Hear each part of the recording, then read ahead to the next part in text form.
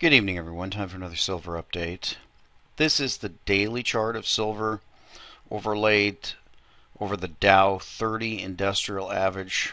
As you know, we've been watching this one for quite some time, and it became even more dramatic today with the sell-off in silver. You can see that we're down below the $20 price, and the stock market initially ran up above 16,000 and then has had a correction with this Fed taper on, taper off, taper on, taper off.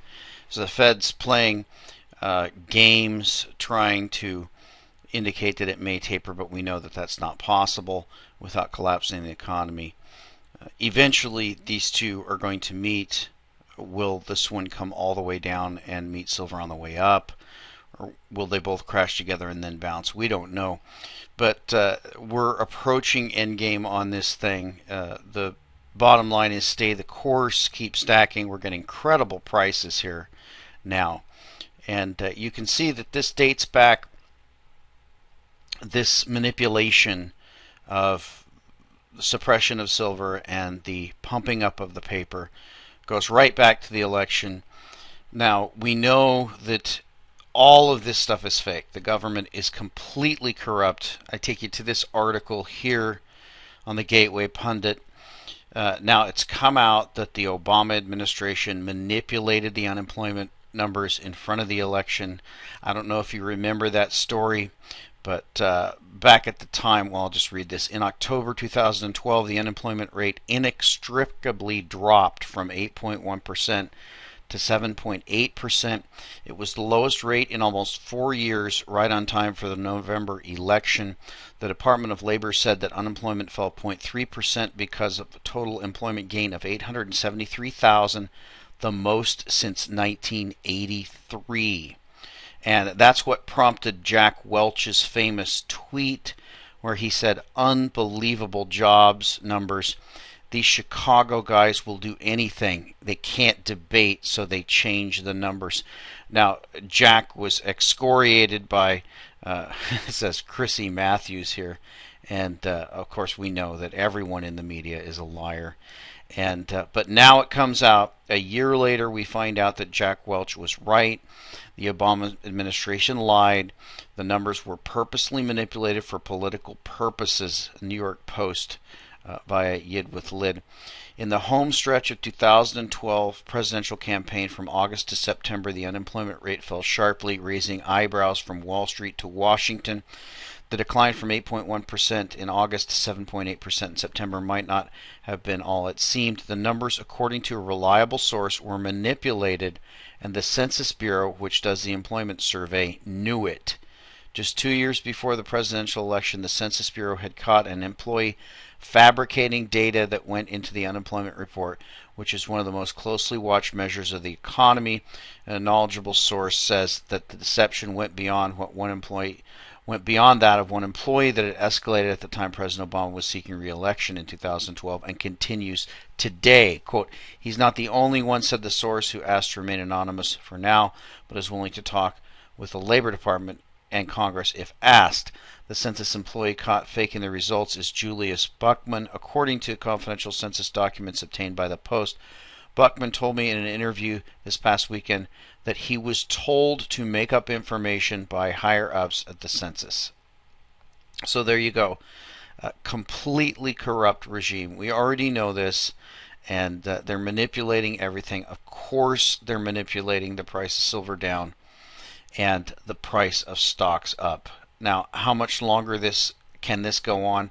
I really don't think this can go on much longer. Let's look at the price of Pan American Silver. This is just one silver company. Now, as you know, I have always said that as long as silver is manipulated, there's no sense in investing in mining stocks. And this isn't strictly a mining stock, but we could pull up a bunch of others. But the point is that as the Fed is printing money, there's hidden inflation, especially in things like wages and costs of production and energy, things like that. And those input costs to mining are going up while the price of what they're mining is going down. That means losses for mining companies. Now you can see that the price of Pan American Silver is actually lower today than it was during 2008. It actually goes all the way back down to the price it hit in 1998. So mining companies have been a big loser. Now, some would say, well, silver's been a big loser. Now that's true, but if you look at the price of this stock, we're talking 40 something down to 10 or something. So this is a 75% loss, whereas in silver we're looking at a high that really only happened for a very, very short time. So most people were around in the 40s. So we're talking about roughly a 50% loss in physical silver. But physical silver is so rare. Now, we've had the reports of the record numbers of the silver eagles that have been sold, something around 50 million ounces. Now, that is the true investment in silver. So if you think about the numbers, we know the numbers reported about 750 million ounces mined worldwide. At a $20 price, we're talking that's only $15 billion. But we know that the majority of that is used up by industry.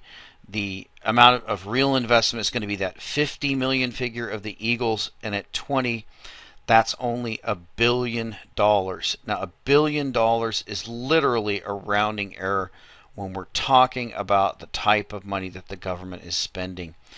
And if we look at this story here, this is what happened right after the debt ceiling was raised. It actually wasn't raised, it was suspended. And here's the headline from CNS News. Treasury forced to issue $1 trillion in new debt in the first 6 weeks of fiscal year 2014. Between October 1st, 2013, the first day of fiscal 2014, and November 14th, which was less than a month after Congress agreed to temporarily suspend the legal limit on the federal debt, the Treasury was forced to issue more than $1 trillion in new debt. During that time, according to daily Treasury statement, the Treasury issued $1.014 trillion in new bills, notes, and bonds and other securities.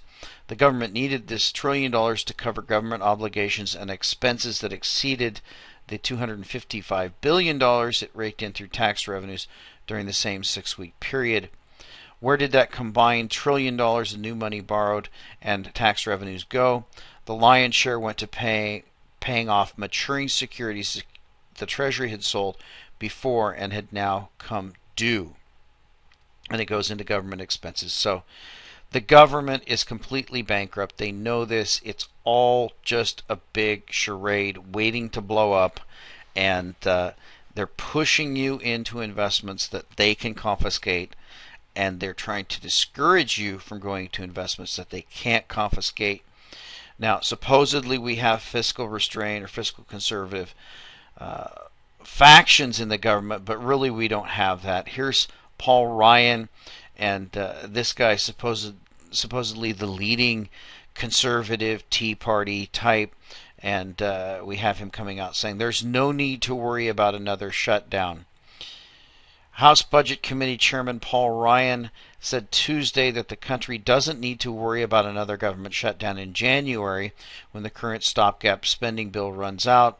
The government shutdown lasted for 16 days in October after Republicans demanded that President Obama defund his signature health care law.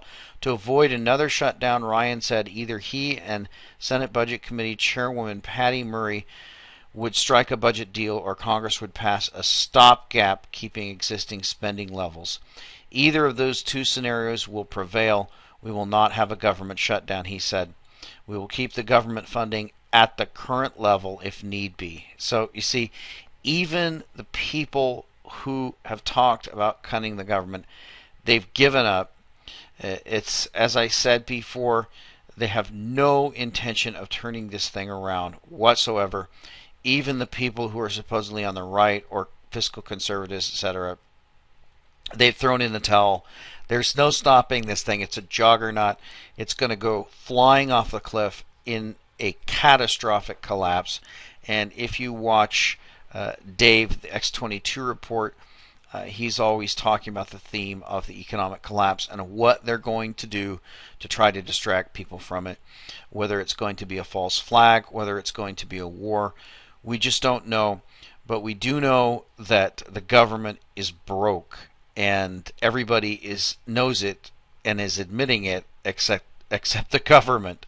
So there is a catastrophic collapse in the near future, perhaps this year, perhaps next year. No one can say for sure, but we know that the powers that be are out in full force trying to get as many people into paper assets as they possibly can, and trying to discourage as many people from buying real assets as they possibly can, because that's the only protection against what's coming.